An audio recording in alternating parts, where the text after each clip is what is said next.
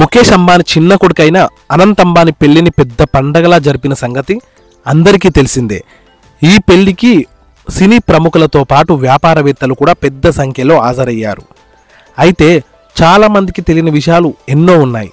వాటి గురించి వీడియోలో తెలుసుకుందాం. ముందుగా మనం చూసినట్టయితే అనంత్ అంబానీ ఇంకా ఎన్ని రోజులు బతుకుతాడు, అనంత్ అంబానీకి ఉన్న వ్యాధి ఏంది, అదేవిధంగా ముఖేష్ అంబానీ ఆస్తి తన తర్వాత ఎవరు చూసుకోబోతున్నారు, వీటన్నిటి గురించి వీడియోలో మనం చాలా క్లియర్గా మాట్లాడుకుందాం.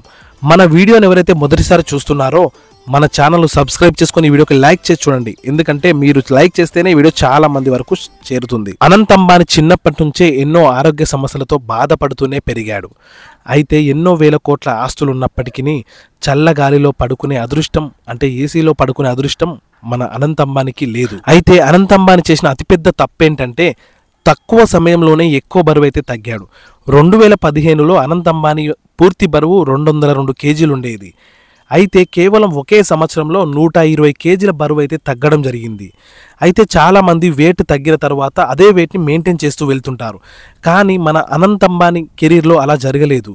తాను వెయిట్ తగ్గిన మళ్ళీ సంవత్సరంలో 208 కేజీల వరకు అయితే బరువు పెరగడం జరిగింది కేవలం ఒక సంవత్సరంలోనే. అయితే దీన్ని బట్టి మీకు క్లియర్గా అర్థమై ఉంటుంది అనంత్ అంబానీ ఎంత ఫాస్ట్గా బరువు తగ్గాడో మళ్ళీ అంత ఫాస్ట్గా బరువు పెరగడం జరిగింది. ఇంతకీ అనంత్ అంబానీ ఇలా బరువు పెరగడానికి గల కారణం ఏంటంటే తనని చిన్నప్పటి నుంచి బాధిస్తున్న వ్యాధి. ఆ వ్యాధి ఏంటంటే గ్రావిక్ ఆస్తమా. ఈ వ్యాధి వల్లనే అనంత్ అంబానీ ఇలా బరువు పెరుగుతూ వస్తున్నాడు. అయితే ఈ వ్యాధి ఊపిరితిత్తులకు సంబంధించిన వ్యాధి. ఈ వ్యాధి ఉన్నవారికి శ్వాస తీసుకోవడం చాలా ఇబ్బందికరంగా ఉంటుంది. దీనివల్లనే అనంత్ అంబానీ ఇలా బరువు పెరుగుతూ వస్తున్నాడు. అంటే ఈ వ్యాధి ఉన్నవాళ్ళు ఇలా బరువు పెరుగుతూనే ఉంటారు.